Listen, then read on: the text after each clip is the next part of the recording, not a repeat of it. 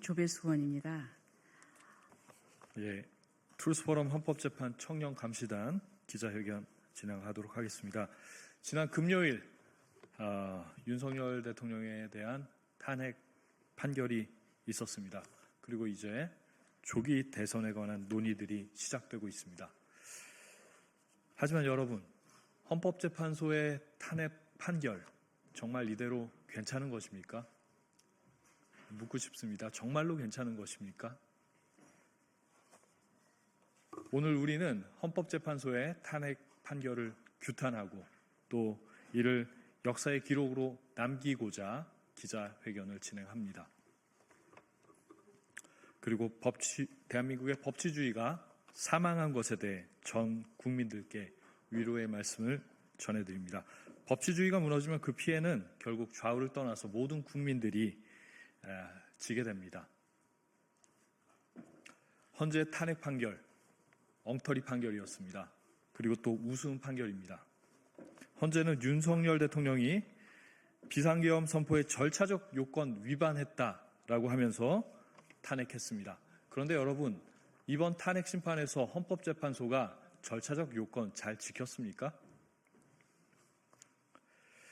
변론기일 지정부터 문제였습니다. 그리고 또 변론시간 제한, 각종 증거 신청 기각, 증거법상 절차 위배 등 이런 많은 문제들에 대해서 많은 헌법학자들과 또 법률가들이 비판을 제기했습니다.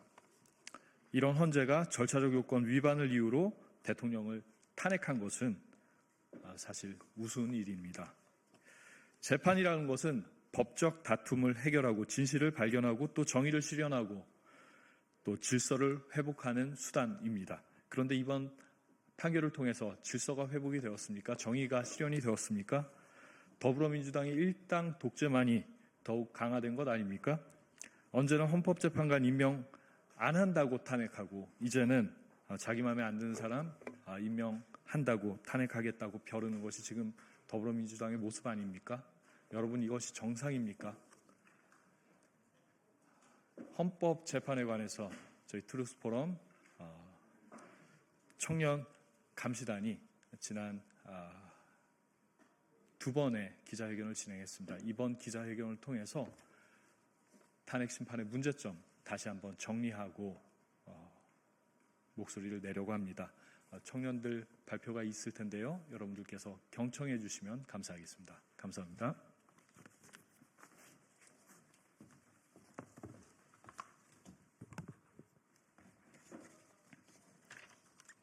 1.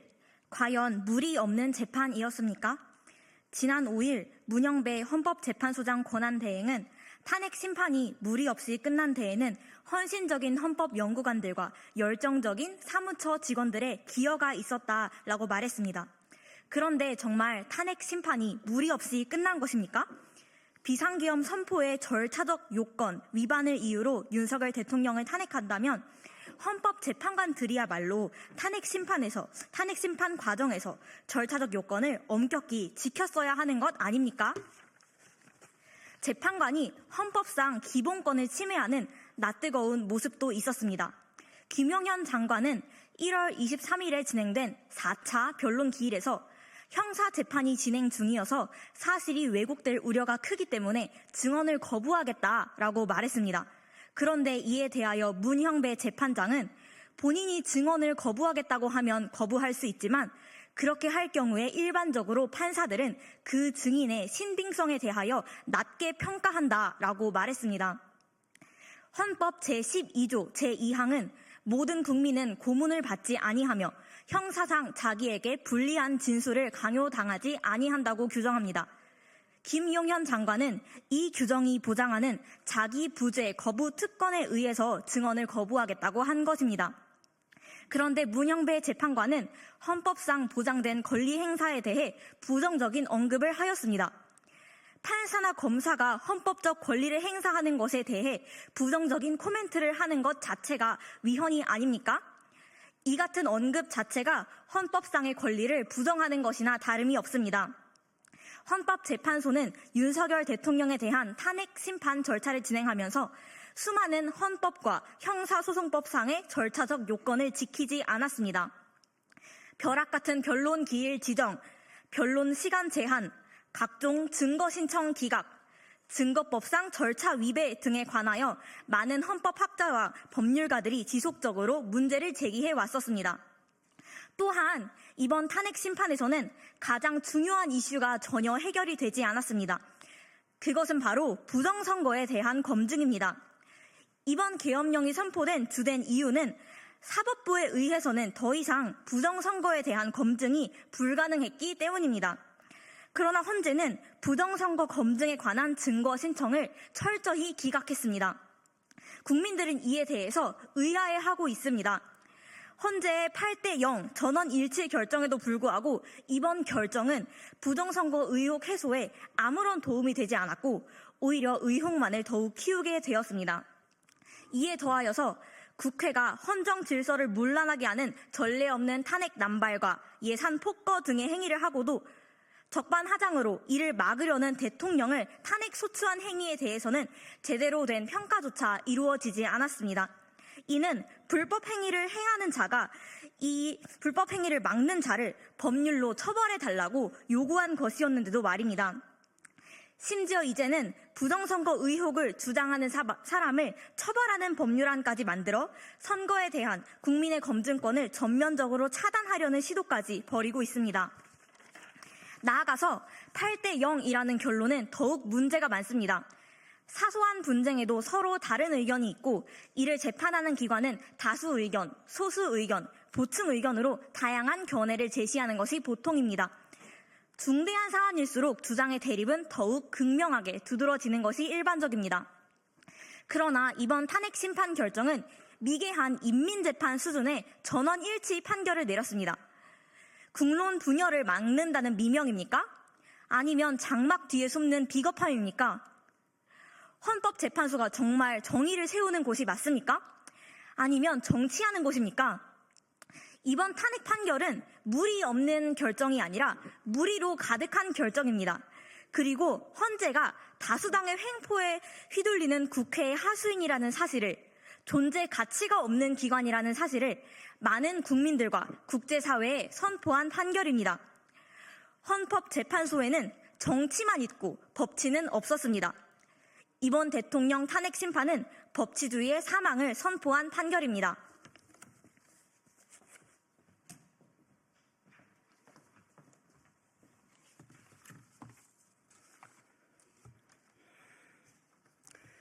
헌법재판소는 공정한 재판을 받을 권리를 철저히 침해했습니다. 헌법재판소는 94 헌마 1 사건에서 이렇게 판결했습니다. 헌법 제27조가 보장하고 있는 공정한 재판을 받을 권리 속에는 신속하고 공개된 법정의 법관의 면전에서 모든 증거 자료가 조사 진술되고 이에 대하여 피고인이 공격 및 방어를 할 수 있는 기회가 보장되는 재판, 즉 원칙적으로 당사자주의와 구두변론주의가 보장되어 당사자가 공소 사실에 대한 답변과 입증 및 반증을 하는 등 공격 방어권이 충분히 보장되는 재판을 받을 권리가 포함되어 있습니다. 또한 피고인 등의 반대 신문권을 제한하고 피고인들의 공격 방어권을 과다히 제한하는 것은 헌법상의 적법 절차의 원칙 및 청구인의 공정한 재판을 받을 권리를 엄격히 침해하고 있는 것이라고 판결했습니다. 하지만 탄핵 심판 절차에서는 이런 원칙들이 전혀 지켜지지 않았습니다. 오히려 그 반대였습니다. 모든 증거 자료가 조사 진술되기는커녕 특히 부정선거와 관련된 자료들은 모조리 기각되었습니다. 반대 신문권을 충분히 보장하기는커녕 초시계로 변론권을 제한하기까지 했습니다. 공정한 재판을 받을 권리가 철저히 짓밟힌 것입니다. 3. 변칙적인 형사소송법 준용은 직권남용입니다. 헌재는 윤 대통령과 이진우 전 수도방위사령관, 여인영 전 방첩사령관 등이 헌재 심판장에서 명백히 부인한 검찰 조서와 공소장 내용마저도 증거로 인정했습니다. 이는 검찰이 자의적으로 작성한 조서와 공소장을 그대로 사실로 인정한 것입니다. 윤 대통령 측은 당사자가 동의하지 않은 검찰 조서는 증거 능력이 없다는 2020년 개정 형사소송법을 근거로 들며 반발했으나 헌법재판소는 받아들이지 않았습니다. 명백한 법 규정에도 불구하고 과거의 선례를 운운하면서 증거 능력을 인정해버렸습니다. 이는 헌법재판소가 법치가 아닌 정치의 하수인임을 드러낸 것입니다. 명확한 법 규정을 자의적으로 배제한 재판이고 엄연한 재판관의 직권 남용이옵니다.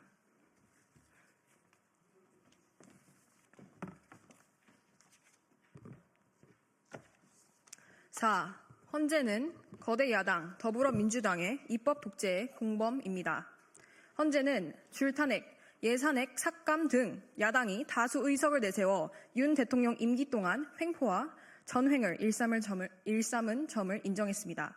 헌재는 정부의 주요 정책들은 야당 반대로 시행될 수 없었고 야당은 정부가 반대하는 법률안들을 일방 통과시켰다며 대통령은 야당의 전횡으로 국정이 마비된다고 인식해 이를 어떻게든 타개해야 한다는 책임감을 느꼈을 것이라고 했습니다. 그러면서 국회는 정부와의 관계에서 관용과 자제를 전제로 대화와 타협을 통해 결론을 도출하도록 노력했어야 한다라고 지적했습니다. 하지만 헌재는 거대 야당이 3년 넘게 지속한 이 같은 횡패와 전횡이 얼마나 심각한 것인지에 대해서는 제대로 조사하지 않았습니다. 줄탄핵으로 국무회의를 무력화하고 정부 기능이 사실상 마비된 상태에서 언제까지 관용과 자제가 해답이라고 강제할 수 있겠습니까? 헌재는 이에 관해 아무런 판단이 없습니다. 거대 야당의 입법 독재와 법을 빙자한 횡포와 만행을 정당화한 것입니다. 더구나 부정선거 의혹만큼은 민주주의의 최소한도의 요구이자 의혹 검증은 검주주의의 요체입니다. 모든 국가기관의 권력 행사는 선거에 의해 비롯되기 때문입니다. 하지만 헌재는 이에 관한 대통령의 계엄 사유 주장에 대하여는 증거 신청을 모조리 기각했습니다. 거대 야당의 횡포는 무엇으로 견제하시겠습니까? 줄탄핵과 예산삭감, 나아가 이상할이 많지 부정선거 의혹에 대한 진상규명을 방해하고 중국을 위해 간첩법 개정까지 맹목적으로 반대하는 거대 야당은 책임이 전혀 없는 것으로 보입니다. 헌재가 거대 야당의 하수인입니까? 이번 판결로 헌재는 거대 야당의 입법 독재의 공범이 되었습니다. 5. 사법부의 독립이 비리를 감추는 수단이 될 수 없습니다. 헌재는 대통령이 비상계엄 선포 직후 여인영 전 국군방첩사령관과 홍장원 전 국정원 1차장을 통해 주요 법조인과 정치인 위치를 파악하려고 시도한 점도 탄핵 인용 사유로 인정했습니다. 그리고 현직 법관들이 언제든 행정부에 의해 체포될 수 있다는 압력을 받을 수 있다면서 사법권 독립의 제도적인 기반을 무너뜨리는 것이라고도 했습니다. 홍 전 차장은 변론 기일에서 김명수 전 대법원장과 권순일 전 대법관 등 법조인과 정치인 이름이 포함된 체포 명단을 받았다고 진술하면서 이른바 홍정원 메모를 공개했습니다. 하지만 이후 거짓말이 드러나 신빙성 논란이 불거졌습니다. 그렇지만 헌재는 그의 증언과 증거를 대부분 인정했습니다. 부정선거 의혹은 선거 관리에 연루된 법관들에 대한 의혹을 또한 포함한 것입니다. 실제로 중앙선관위원장을 역임한 권순일 전 대법관은 대장동 50억 클럽의 의혹을 받고 있습니다. 사법부의 독립은 공정한 재판을 위한 것이지 비리와 의혹을 감추기 위한 수단으로 남용될 수는 없습니다. 계엄은 영장주의의 예외입니다. 따라서 계엄이 정당하다면 부정선거 의혹과 연루된 법관에 대한 체포 지시 또한 정당한 것이 될 수 있습니다. 계엄이 불법이라면 체포 지시는 불법이 될 것입니다.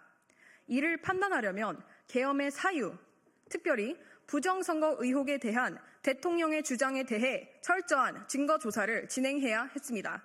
하지만 선관위 사무총장의 동의에도 불구하고 선관위와 관련된 증거 신청은 헌재가 모두 받아들이지 않았습니다. 이러고도 사법부의 독립을 운운하시면서 탄핵 판결이 정당하다고 말하는 것은 옳지 않습니다.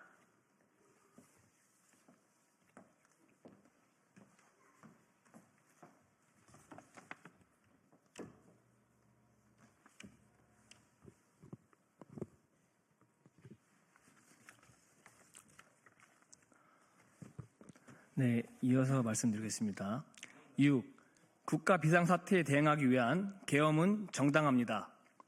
1.23 비상계엄 당시 계엄사령부가 발령한 포고령 1호에 대해서도 현재는 국회, 지방의회, 정당 활동을 금지해 국민의 정치적 기본권과 단체 행동권, 직업의 자유 등을 침해했고 언론, 출판, 집회, 결세의 자유를 전면적으로 제한했다고 했습니다. 따라서 헌법의 근본 원리인 국민 주권주의와 자유민주적 기본 질서를 위반했다고 판단했습니다. 그러나 계엄은 기본적으로 헌재가 적시한 이러한 행위를 하기 위하여 존재하는 것입니다. 이러한 행위가 있었느냐가 문제가 아니라 이러한 행위를 야기하게 한 그 원인 행위, 다시 말해서 계엄은 초래 행위인 야당의 국헌 문란 행위가 무엇인지를 먼저 확정했어야 합니다. 부정선거에 대한 검증이 불가능한 현재 국가 상황은 비상 상황이라고 할 수 있습니다. 이에 대한 증거 조사를 통한 사실 확정 없이 선관위에 계엄군이 출동하였다는 사실만을 계엄령이 헌법 위반이고 헌법 기관의 침탈이라고 할 수 없습니다. 나아가 야당에 의한 행정권 장악, 즉 삼권 분립의 훼손이 계엄법이 정하고 있는 행정 사법 기능의 집행이 현저히 곤란한 경우라고 해석하는 데 어려움이 없습니다. 그럼에도 불구하고 계엄령의 정당성에 대한 피청구인 측의 주장에 관해서는 증거 신청도 받아들이지 않고 반내 신문권도 제한했습니다. 또한 변론기일 지정조차 벼락치기로 잡는 과정을 보면서 헌법재판관에 대한 국민들의 의혹과 불신만 더욱 커졌습니다.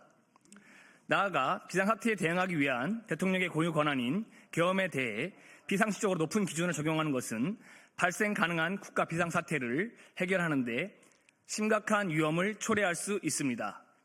특별히 국회가 반국가 세력에게 사실상 조종되고 장악되는 상황이 발생한다면 이를 견제할 수단이 전무해진다는 것과 중국과 북한의 은밀한 침투가 고도로 치밀해지고 있는 현실에서 이번 판결은 심각한 문제를 가지고 있습니다. 7. 헌법재판소를 탄핵합니다. 수백만 명의 사람들이 모여 대한민국의 정의를 세우고자 외쳤습니다. 하지만 정의는 죽고 일방적인 정치만 남았습니다. 법 해석의 법치는 없고 재판관의 자유적인 인치만 남았습니다.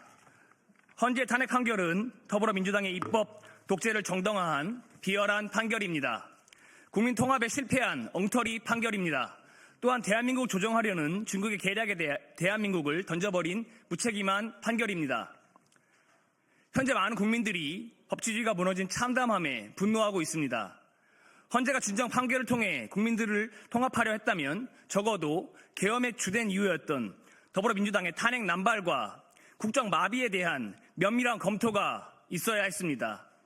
부정선거 논란에 관해 선거에 대한 불신이 없도록 선관위에 대한 면밀한 조사가 있어야 했습니다. 하지만 헌재는 이를 모두 묵살했습니다.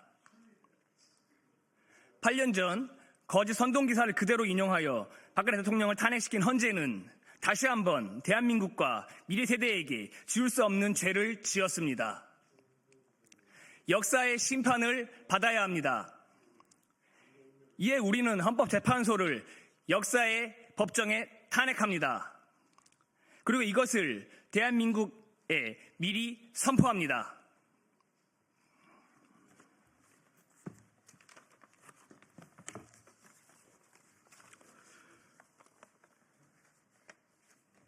예, 이제 조기 대선이 곧 진행될 텐데요. 이 조기 대선에서 선거에 대한 국민의 신뢰를 꼭 회복해 주시기 바랍니다. 선거는 민주주의의 기둥입니다. 추호의 의심도 받아서는 안 되는 민주주의의 가장 중요한 거룩한 재전입니다.